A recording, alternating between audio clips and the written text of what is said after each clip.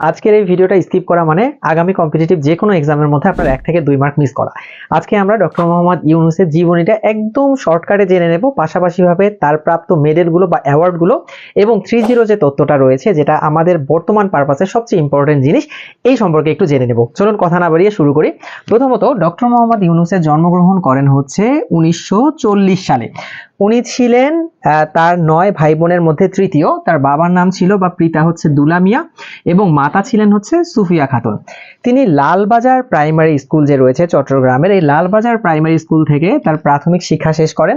এরপরে Chittagong collegiate school থেকে হচ্ছে হাই স্কুলিং শেষ করেন। এই চট্টগ্রাম কলেজিয়েট স্কুলে থাকা অবস্থায় কিন্তু তিনি স্কাউটিং এর সাথে যুক্ত ছিলেন এবং ইন্ডিয়া, পাকিস্তান এবং কানাডাতে কিন্তু তিনি জাম্বুরির ইয়েতে সফর করেছিলেন।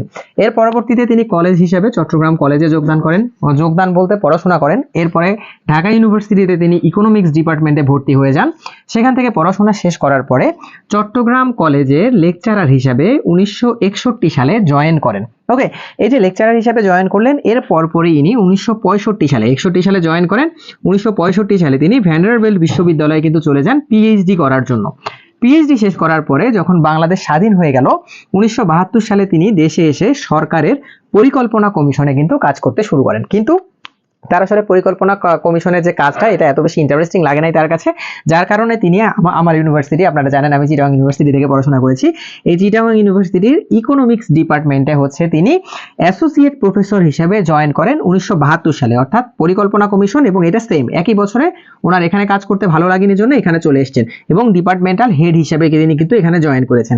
এরপরে যে কাজটা হয় সেটা হচ্ছে 1975 সালে, 1972 সালে জয়েনিং করে 1975 সালে রুরাল ইকোনমিক প্রোগ্রাম বা হচ্ছে এটাকে REPO বলা হয়, এই প্রোগ্রামের সাথে তিনি সংশ্লিষ্ট হন এবং এটা ডিরেক্টর হিসেবে গ্রামীণ জনমানবের যে জীবনটা রয়েছে এই জীবন নিয়ে কিন্তু তিনি গবেষণা শুরু করেন। এবং আপনারা জানেন যে জোবরা গ্রামে গবেষণাকালীন সময়ে কিন্তু তার মাথায় গ্রামীণ ব্যাংকের যে কনসেপ্টটা, এই কনসেপ্টটা চলে আসে।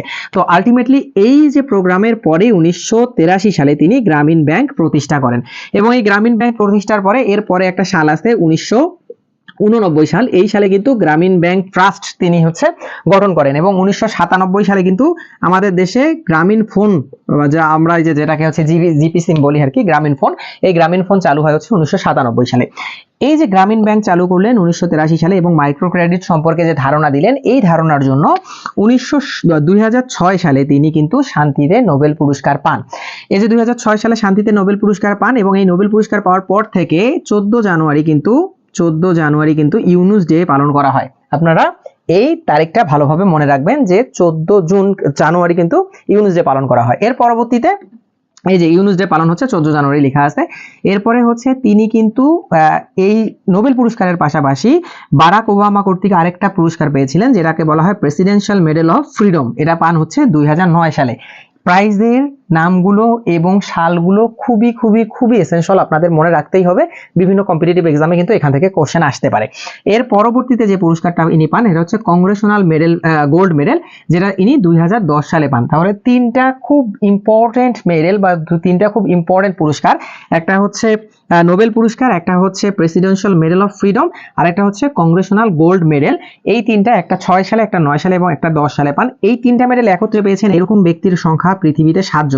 এই 7 জনের মধ্যে আমাদের ডক্টর মোহাম্মদ ইউনুস কিন্তু একজন। ওকে, এতটুকু আমাদের মনে রাখতে হবে। এর পরবর্তীতে যে থিওরিটা আমাদের মনে রাখতে হবে সবচেয়ে বেশি, 2017 সালে তিনি একটা বই লিখেন যেটার নাম হচ্ছে এ ওয়ার্ল্ড অফ 3 জিরোস, যেখানে তিনি 30 তত্ত্বের হচ্ছে প্রবক্তা যাকে বলা হয় বা হচ্ছে 30 তত্ত্বের ধারণা দেন।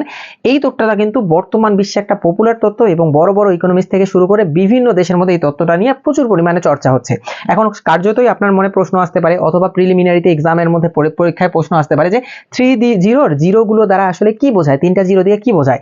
প্রথম জিরোটা দিয়ে বোঝায় হচ্ছে জিরো পভার্টি, অর্থাৎ আপনার জিরো দারিদ্র দূরীকরণ যেটাকে বলা হয় আর কি, দারিদ্র দূরীকরণ। এরপরে হচ্ছে জিরো আনএমপ্লয়মেন্ট, অর্থাৎ হচ্ছে বেকারত্ব দূরীকরণ।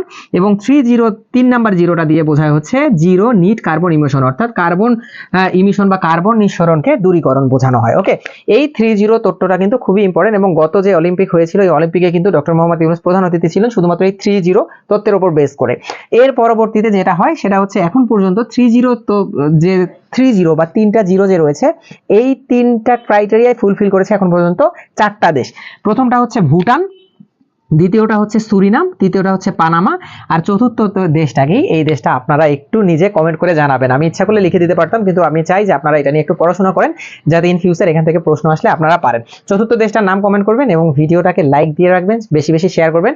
আমি কথা দিচ্ছি এখন থেকে এই রিলেটেড, বিশেষ করে হচ্ছে একদম সাম্প্রতিক যে বিষয়গুলো আছে সেখান থেকে রেগুলার এইভাবে করে আমি আপনাদের জন্য ভিডিও আপলোড করব। এবং শুধু এই যে এরকম না যে শর্টকাট টেকনিক দেখিয়ে দিলাম, আমি ওই জিনিসটা একটু বেসিক সম্পর্কে কথা বলার চেষ্টা করব, যাতে আপনারা বিষয়টা কি এতটুকু বুঝে আপনারা মুখস্থ করে ফেলতে পারেন। সবাই ভালো থাকবেন, দেখা হবে নেক্সট ভিডিওতে।